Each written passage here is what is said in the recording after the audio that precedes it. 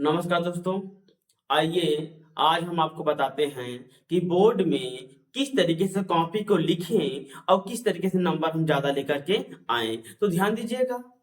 देखिए बेटा, जब भी आप पेपर देने जाइएगा तो कभी भी नई पेन लेकर के मत जाइएगा। कारण क्या है, यदि आप नई पेन लेकर जाते हो, यदि आप नई पेन लेकर के जाते हो तो नई पेन बहुत तेज फंसती है, जिसकी वजह से राइटिंग सही नहीं बैठती।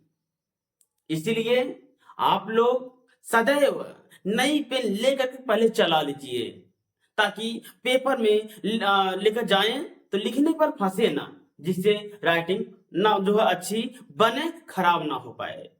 एक बात ध्यान दीजिएगा, तो हम घिसी पिटी पेन लेकर ही जाएंगे, अर्थात जो पेन कुछ चल गई हो उसी को लेकर के जाएंगे।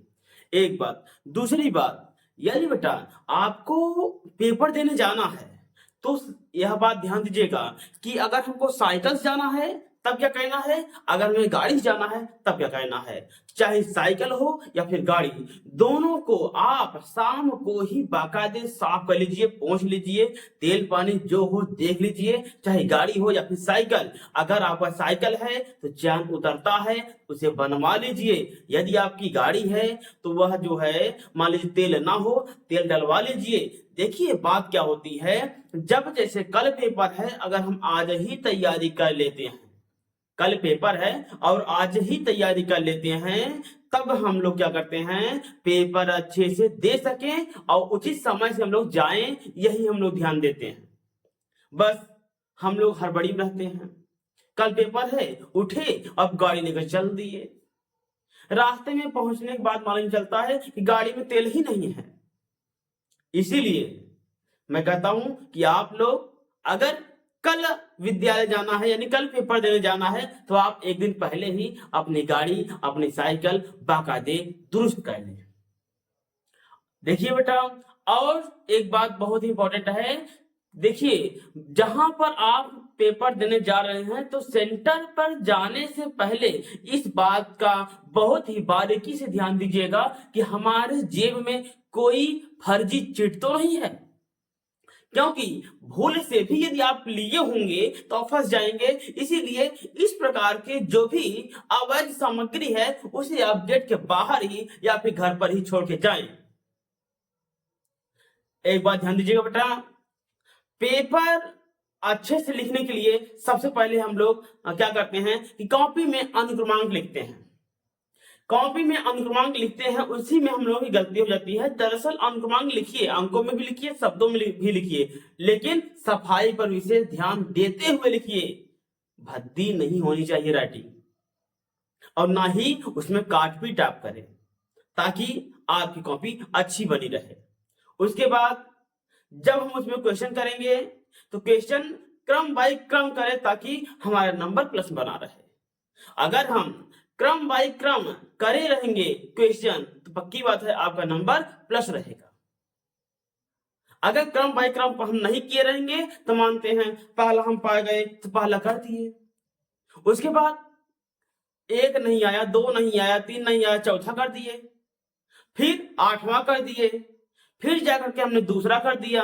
दरअसल ऐसे में जो एग्जामिनर रहता है वह भी थोड़ा सा यानी कि आगे चिढ़ जाता है कि ये बच्चा कैसे लिखा हुआ है। नंबर आपको मिलेगा, ऐसी बात नहीं है, लेकिन उसकी निगाहों में आप गिर जाएंगे, आपका नंबर कम होगा। इसीलिए आप जब क्रम बाय क्रम आप प्रश्न किए रहेंगे तो पक्की बात है कि आपका नंबर प्लस रहेगा। आपको नंबर आसानी से वह ज्यादा भी दे सकता है, जितना अंक है उतना ही, जितना अंक निर्धारण है उतना तो आपको देगा ही, काट नहीं सकता। लेकिन अगर आप क्रम बाय क्रम नहीं किए हैं तब वह कुछ अंक काट सकता है और कह देगा कि भाई, हम अगर मान लीजिए आप केस करते हैं कि आप नंबर कैसे काटे, कह देगा कि भाई मात्रा पाई में गलती थी, इसलिए हम एक नंबर आपको काट लिए हैं, दो नंबर।